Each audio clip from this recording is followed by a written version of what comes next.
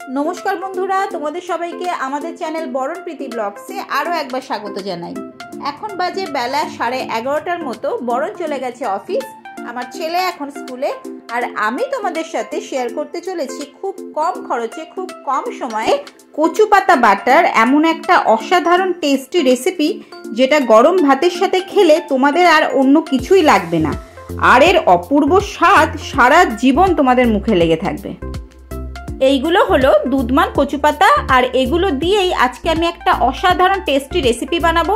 তবে কচু পাতা দেখে তোমরা কিন্তু একদম ভয় পেও না, আমি গ্যারান্টি দিয়ে বলছি এক ফোঁটাও গলা ধরবে না, দারুণ টেস্টি হবে এই রেসিপিটা। আমি এখন আমার পাশের বাড়ির জেঠিমার জমি থেকে জেঠিমার পারমিশন নিয়েই দুধমান কচু পাতা কেটে নিচ্ছি। এবার এই কচু পাতাগুলো আমি খুব ভালো করে ধুয়ে নিয়েছি। তোমরা জানো বন্ধুরা কচু পাতায় জল ধরে না। देखो कि परिष्कार हो गेছে কচু পাতাগুলো। এবার এগুলো কেটে নিতে হবে। দেখো আমার মা এখন বসে গেছেন বটি নিয়ে কচু পাতা কাটতে। কচু পাতা কাটার সময় তোমরা কিন্তু অবশ্যই কচুর এই যে ডাটিগুলো আছে পাতার মধ্যকার এই ডাটিগুলোকে ফেলে দেবে, শুধু পাতার অংশটুকুই নেবে।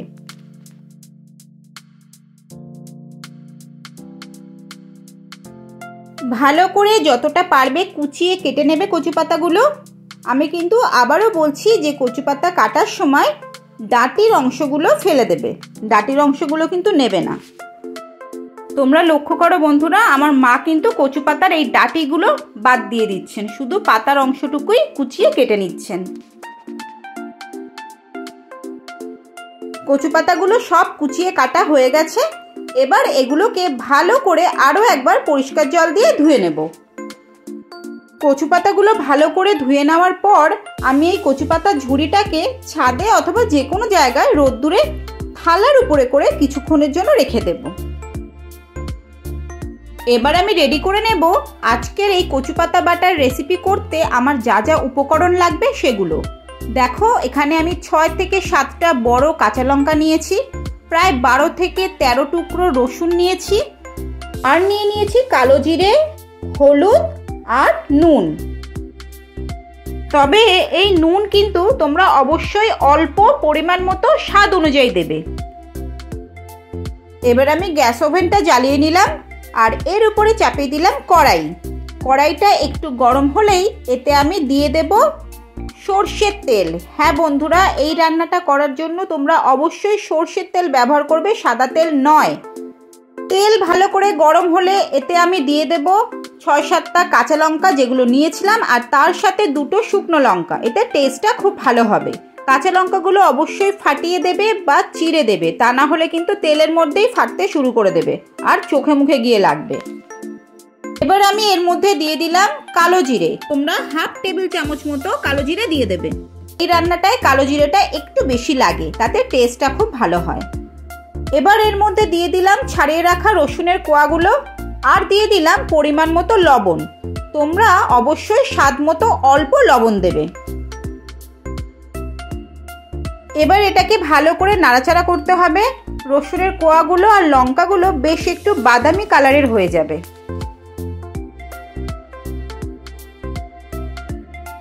এবার আমি এর মধ্যে কেটে রাখা কচু পাতাগুলো দিয়ে দেব, দিয়ে ভালো করে নাড়াচাড়া করব। দেখো আমি খুব ভালো করে নাড়াচাড়া করছি। এইভাবে বেশ কিছুক্ষণ নাড়াচাড়া করার পর আমি এর মধ্যে অ্যাড করব একটু হলুদ। হলুদের পরিমাণটা কিন্তু খুবই সামান্য হবে, 1/2 টেবিল চা চামচ দিতে পারো।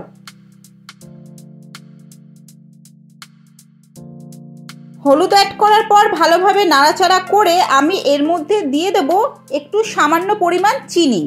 বন্ধুরা চিনিটা এখানে অপশনাল, তাই আমি প্রথমেই দেখাইনি। তার কারণ চিনিটা তোমরা চাইলে দিতেও পারো আবার নাও দিতে পারো, তবে চিনিটা দিলে টেস্টটা মারাত্মক ভালো হয়।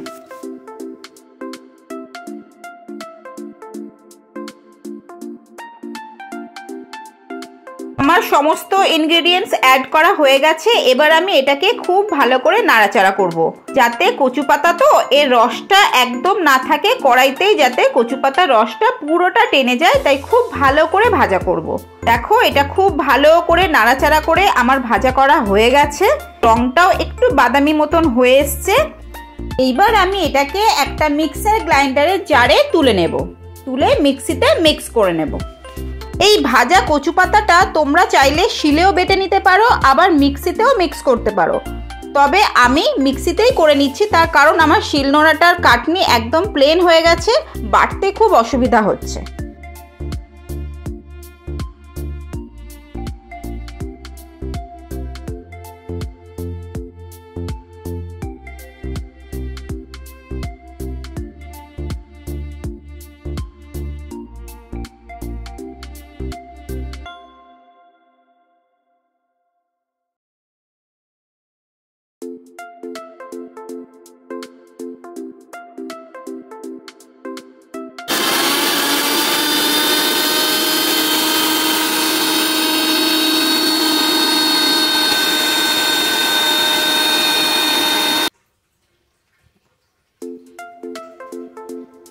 দেখো এই রকম সুন্দর মিক্সড হয়ে গেছে। এইবার এই পেস্টটাকে আমি একটা পাত্রের মধ্যে তুলে নিচ্ছি।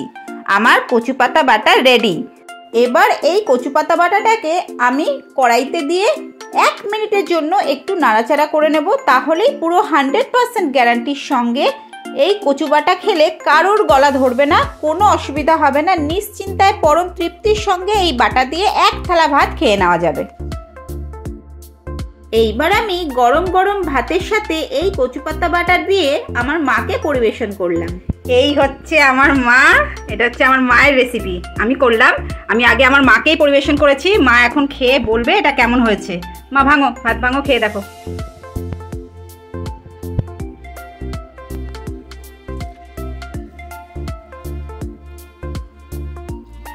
কেমন হয়েছে মা? খুব সুন্দর হয়েছে। খুব সুন্দর হয়েছে। গলা চুলকাচ্ছে? গলা কিটাচ্ছে? না না, উঠাচ্ছে না তো? আচ্ছা, তোমার মতন হয়েছে, তুমি যেমন করো। হ্যাঁ,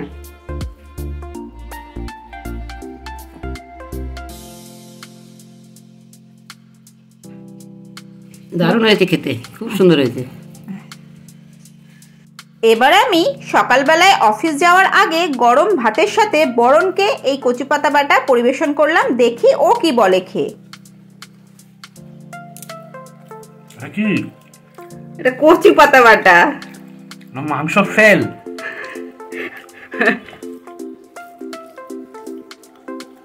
গুড, 100-100। তাহলে বন্ধুরা, কচু পাতা বাটার এই অসাধারণ টেস্টি রেসিপিটার সাথে আজকের ব্লগটা এখানেই শেষ করছি। তোমরা অবশ্যই বাড়িতে এই রেসিপিটা ট্রাই করো আর আমাকে কমেন্ট করে জানিও তোমাদের সবার কেমন লাগলো। ভিডিওটা ভালো লেগে থাকলে অবশ্যই একটু লাইক, শেয়ার আর কমেন্ট করে দিও। আর যারা যারা এখনও আমাদের চ্যানেলকে সাবস্ক্রাইব করোনি তারা প্লিজ একটু সাবস্ক্রাইব করে নিও। তোমাদের সঙ্গে খুব শিগগিরই দেখা করছি নতুন আর একটা ফ্রেশ ভিডিও নিয়ে। ততদিন সবাই ভালো থেকো, সুস্থ থেকো। খুব শিগগিরই দেখা হচ্ছে তোমাদের সবার সাথে।